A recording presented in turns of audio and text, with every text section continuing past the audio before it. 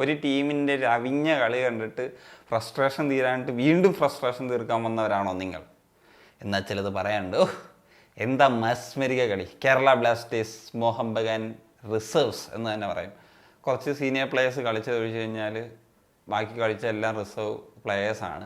അവർക്കെതിരെ 2-1 എന്ന് പറയുന്നൊരു സ്കോറിലാണ് ബ്ലാസ്റ്റേഴ്സ് പരാജയപ്പെട്ടിരിക്കുന്നത് സുഹൃത്തുക്കളെ.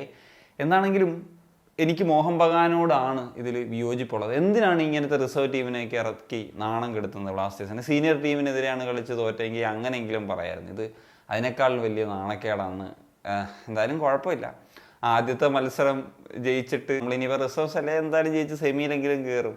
എന്നാണെങ്കിലും കൃത്യമായിട്ട് ബ്ലാസ്റ്റേഴ്സ് കൊതിപ്പിച്ച് കടന്നു കളഞ്ഞിട്ടുണ്ട്. ടിപ്പിക്കൽ കേരള ബ്ലാസ്റ്റേഴ്സിൻ്റെ സൂപ്പർ കപ്പ് ആറ്റിറ്റ്യൂഡ് ഗെയിം എന്താണ് എന്നുള്ളതാണ് നമ്മൾ ഇന്നത്തെ മത്സരത്തിൽ കണ്ടത്. ഈ മത്സരത്തിൻ്റെ ആദ്യത്തെ 20 മിനിറ്റൊക്കെ കണ്ടവർക്കറിയാം എത്രത്തോളം ഫ്രസ്ട്രേഷൻ അടിച്ചിട്ടുണ്ട് എന്നുള്ളത്. പിന്നെ ഒരു ആശ്വാസം കിട്ടിയത് മോഹൻ ബഗാൻ ഗോളടിച്ചപ്പോഴാണ്. അത് ഒരു ഉഗ്രൻ ഗോളാണ്. കാരണം എന്ന് വെച്ച് കഴിഞ്ഞാൽ സലാഹുദ്ദീൻ അദ്നാൻ എന്ന് പറഞ്ഞിട്ടുള്ള മലയാളി താരമാണ്. നവോച്ചയൊക്കെ ഇന്ന് സലാഹുദ്ദീൻ എന്താ പറയുക നിലത്ത് നിർത്തിയിട്ടില്ല എന്ന് പറയാം. അങ്ങനെ ഒരു നല്ല മൂവ്മെൻറ്റ് നടത്തിയിട്ടാണ് സഹലിന് കൊടുത്തത്. സഹലിൻ്റെ ഒരു കിടിലൻ ടച്ച്, കിടിലൻ ഫിനിഷ്. അങ്ങനെയാണ് ആദ്യത്തെ ഗോൾ വരുന്നത്. അതിനുശേഷം കുറച്ച് മിനിറ്റുകളൊക്കെ കഴിഞ്ഞതിന് ശേഷമാണ് ബ്ലാസ്റ്റേഴ്സ് അയ്യോ നമ്മൾ ഫുട്ബോളല്ലേ കളിച്ചുകൊണ്ടിരിക്കുന്നത്, സൂപ്പർ കപ്പല്ലേ കളിച്ചുകൊണ്ടിരിക്കുന്നതെന്ന് ഓർമ്മ വന്നിട്ട് കുറച്ചും കൂടി ഒരു മെച്ചപ്പെട്ട രീതിയിൽ കളിക്കാനൊക്കെ തുടങ്ങി. കുറച്ച് ചാൻസുകൾ ക്രിയേറ്റ് ചെയ്യുന്ന രീതി വന്നു. അതുവരെ എന്തോ നമ്മളിങ്ങനെ പന്ത് തട്ടി അങ്ങോട്ടും ഇങ്ങോട്ടും കളിക്കാമെന്നുള്ളൊരു മൈൻഡായിരുന്നു. അങ്ങനെയാണ് കളി കണ്ടപ്പോൾ തോന്നിയത്. അവരുടെ മൈൻഡ് എങ്ങനെയാണെന്ന് എനിക്ക് അറിഞ്ഞുകൂടാ. സോ അതിനുശേഷം കുറച്ച് അവസരങ്ങൾ ഒക്കെ വന്നു. 33-ാമത്തെ മിനിറ്റിലാണ് കൃത്യമായിട്ട് പറഞ്ഞു കഴിഞ്ഞാൽ ബ്ലാസ്റ്റേഴ്സിന് അവസരം കിട്ടുന്നത്. അത് ബാക്ക് ടു ബാക്ക് 2 ചാൻസസ് രണ്ടും മിസ്സായിപ്പോയി. അതിനുശേഷം ഓമിപ്പാമിൻ്റെ ഒരു ക്രോസ്, അതൊരു ഗോളായി മാറാൻ സിറ്റുവേഷൻ ആയിരുന്നു. പക്ഷേ ധീരജിൻ്റെ ഒരു നല്ല ഒരു റെസ്ക്യൂ നടന്നു. അതിനുശേഷം 45 മിനിറ്റ് കഴിഞ്ഞ് അഡീഷണൽ ടൈമിൽ ഐമാന് കിട്ടിയിട്ടുള്ള ഒരു ചാൻസാണ്. അതൊരു ഷോട്ട് അടിച്ചു, പക്ഷേ അത് ഓഫ് ടാർഗറ്റ് ആയി പോയി. സെക്കൻഡ് ഹാഫിൽ ഒരു പ്രതീക്ഷയൊക്കെ ആയിട്ട് പെപ്പറയെ കൊണ്ടുവന്നു. ഇനി നമ്മൾ കൂടുതൽ ഒരു അറ്റാക്കിങ് സിറ്റുവേഷനിലേക്ക് വരുമെന്നുള്ളത്. കാരണം ഹെസൂസ് കംപ്ലീറ്റ്ലി ഡൗൺ ആണ്. ഇപ്പോൾ ആദ്യത്തെ മത്സരത്തിലും ആ പ്രശ്നം ഉണ്ടായിരുന്നു. ഈ മത്സരത്തിൽ അതിനേക്കാൾ ശോകമായിരുന്നു എന്നുള്ളത് പറയാൻ സാധിക്കും. എത്ര അവസരങ്ങളാണ് മിസ്സാക്കിയെന്നറിയോ. പെപ്പറ വന്നതിന് ശേഷമാണ് കുറച്ചെങ്കിലും ഒരു ടാർഗറ്റിലേക്കെങ്കിലും അടിക്കാൻ പറ്റിയത്. ഹെസൂസിനൊരു ടാർഗറ്റ് ഷോട്ട് പോലും ഈ ഒരു എത്ര എന്താ പറയുക ഇതിലൊരു 3 ചാൻസിൽ അദ്ദേഹം ഒരു 1-2 എണ്ണമെങ്കിലും ഗോളാക്കിയിരുന്നെങ്കിൽ ഈ മത്സരം നമുക്ക് തിരിച്ചു പിടിക്കാമായിരുന്നു. പക്ഷേ വളരെ പൂർന്ന് പറയാൻ പറ്റത്തില്ല, വേഴ്സ് പെർഫോമൻസ് ആണ്. ഈ ഒരു ISL തന്നെ ഹെസൂസിൻ്റെ നമുക്ക് ഇങ്ങനത്തെ ഒരു മോശം കളി കണ്ടിട്ടില്ല.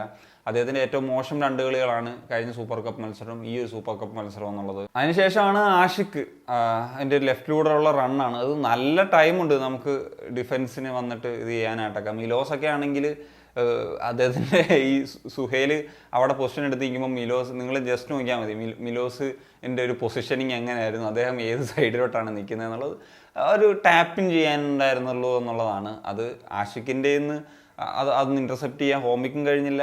മിലോസും ഇതൊക്കെ പിന്നെ തദൈവമായിട്ട് നിൽക്കുകയാണ്. മിലോസിനെ കൊണ്ട് ഈ ഒരു മത്സരത്തിൽ ചില ഗുണമുണ്ടായി, ചില ലോങ് ബോൾസ് നല്ലതായിരുന്നു. അതല്ലാത്ത വർഷം ഈ പറഞ്ഞതുപോലെ റിസർവ് ടീമിൽ നിന്ന് വന്നിട്ടുള്ള പ്ലേയേഴ്സിനോട് പോലും മുട്ടി നിൽക്കാൻ പറ്റുന്നില്ല. ഒരു റിസർവ് താരത്തിനോട് പോലും മുട്ടി നിൽക്കാൻ പറ്റാത്ത ഒരു കളിയാണ് മിലോസ്. അവരുമായിട്ടാണ് മിലോസ് കോമ്പീറ്റ് ചെയ്യുന്നത്. പിന്നെ നമുക്ക് ഒരു സെക്കൻഡ് ഹാഫിൽ പകരക്കാരായിട്ട് ഇറക്കാൻ പോലും ബെഞ്ചിൽ ആളില്ല എന്ന് പറയുന്ന ഒരു അവസ്ഥയായിരുന്നു ഉണ്ടായിരുന്നത്. നമുക്കെല്ലാം പറഞ്ഞ പോലെ ഡെവലപ്മെൻറ്റൽ സ്ക്വാഡിലെ പ്ലേയേഴ്സൊക്കെയാണ് വന്നത്. അതിൽ ശ്രീകുട്ടൻ മാത്രമാണ്. ഞാൻ ഗോൾ അടിച്ചില്ലെങ്കിലും പറയാം, ഞാൻ ശ്രീകുട്ടൻ്റെ ഒരു നല്ല ബോൾ യെസൂസിന് കൊടുത്തിട്ടുള്ളത് അത് ഗോളാക്കാൻ സാധാരണഗതിയിൽ ടിപ്പിക്കലി നോക്കുവാണെങ്കിൽ യെസൂസ് അത് അടിക്കേണ്ടതാണ്, പക്ഷേ അടിച്ചില്ല.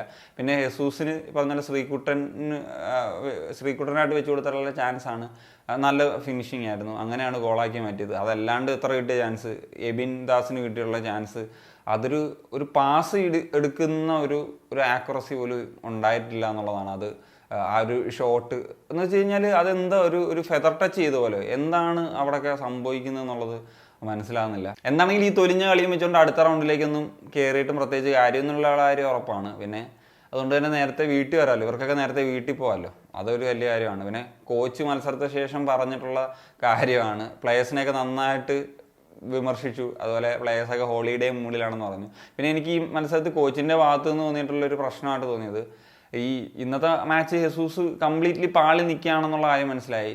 വൈ നോട്ട് ഈ ഇപ്പം പറഞ്ഞ പോലെ യെസൂസിനെ ചേഞ്ച് ചെയ്യാത്തൊരു തീരുമാനം. കാരണം ഇഷാൻ പണ്ഡിത് ഇറക്കാമായിരുന്നു. കാരണം എന്താണെങ്കിലും യെസൂസ് പാളി. പിന്നീട് ഇറക്കിയതെല്ലാം പറഞ്ഞ പോലെ ഡെവലപ്മെൻറ്റൽ സൈഡിലെ പ്ലേയേഴ്സാണ്. എന്നാൽ പിന്നെ ഇഷാനെയും കൂടെ ഇറക്കിയിട്ട് ഒരു തീരുമാനത്തിലേക്ക് എത്താമായിരുന്നു എന്നുള്ളതാണ് എനിക്ക് തോന്നുന്നത്. എന്തുകൊണ്ട് ആ ഒരു തീരുമാനം എത്തിയില്ല എന്ന് അറിഞ്ഞൂടാ. പിന്നെ ഇന്നത്തെ ഒരു വളരെ ഫ്രസ്ട്രേറ്റിംഗ് ഗെയിം ആയിരുന്നു പൊതുവെ ബ്ലാസ്റ്റേഴ്സിൻ്റെ ഭാഗത്ത് നിന്ന്. അതിനുശേഷം 88-89 മിനിറ്റ് കഴിഞ്ഞ് ആഷിഖും സഹലും കൂടി ആ ഒരു കോർണർ ഫ്ലാഗിൻ്റെ അടുത്ത് നിന്ന് അത് കണ്ടവർക്കൊക്കെ നല്ല രീതിയിൽ പൊളിഞ്ഞിട്ടുണ്ടാകാം. പക്ഷേ അത് അവർ ടീം ഗെയിമാണ്, അവർ ഫുട്ബോളിൻ്റെ പാർട്ടാണ്. അവർ ടൈം വേസ്റ്റ് ചെയ്യാൻ അതിൻ്റെ ഒരു ടാക്ടിക്സ് ആയിട്ട് മാത്രം ചെയ്തതാണ്, അതിൽ കൂടുതൽ അതിനകത്തൊന്നുമില്ല. Anyway that's it guys. അപ്പോൾ മോഹൻ ബഗാൻ്റെ യങ് സൈഡ് അടുത്ത റൗണ്ടിലേക്ക് പ്രോഗ്രസ് ചെയ്യുന്നു, നമ്മൾ വീട്ടിലേക്ക് പ്രോഗ്രസ് ചെയ്യുന്നു. എന്തായാലും നേരത്തെ എല്ലാവർക്കും ഫാമിലിയോടൊപ്പം ചേരാം, അതാണ് ബ്ലാസ്റ്റേഴ്സിൻ്റെ ഒരു പോളിസി. ഫാമിലി ലൈഫും വളരെ ഇമ്പോർട്ടൻ്റ് ആണ് എന്നുള്ളതാണ്. അപ്പം നിങ്ങൾ തീർച്ചയായിട്ടും നിങ്ങളുടെ അഭിപ്രായങ്ങളും കമ്പോസ് ചെയ്യാൻ